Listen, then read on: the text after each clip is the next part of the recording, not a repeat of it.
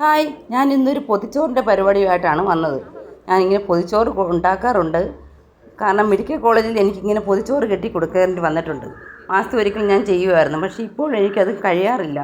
ഞാൻ വീട് മാറിയതുകൊണ്ടാണെന്ന് തോന്നുന്നു. ഞാൻ അങ്ങനെ ചോറ് വെച്ച്, സാമ്പാർ വെച്ച്, ചീരത്തോരനിൽ ചീര ഇച്ചിരി കുറവായിരുന്നുണ്ട്. കുറച്ച് ഉള്ളിയും തേങ്ങയൊക്കെ ചേർത്ത് അഡ്ജസ്റ്റ് ചെയ്തു.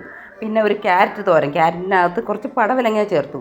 പിന്നെ ഒരു ചമ്മന്തി, ഉള്ളിയും തേങ്ങയും ഇഞ്ചിയും പുളിയൊക്കെ വെച്ചൊരു ചമ്മന്തി. പിന്നെ ഒരു അയിലക്കറി മീൻ കറി വെച്ച്, കുടംപുളിയൊക്കെ ഇട്ടൊരു അയിലക്കറി മീൻ കറി വെച്ചു. പിന്നെ ഒരു മുട്ട പൊരിച്ചപ്പോൾ സൈഡ് കൊണ്ട് ഇളക്കിയപ്പോൾ ശരിയായില്ല. അത് ഞാൻ ഇപ്പോൾ അത് അഡ്ജസ്റ്റ് ചെയ്ത് വെക്കുന്നുണ്ട്.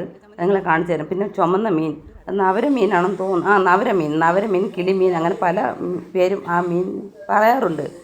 പൊതിഞ്ഞപ്പം ശരിയായില്ല. പൊതിയാൻ അത്ര പ്രാക്ടീസുള്ള ആളല്ല പൊതിഞ്ഞത്. പക്ഷേ നിങ്ങളത് ക്ഷമിക്കുമെന്ന് ഞാൻ വിശ്വസിക്കുന്നു.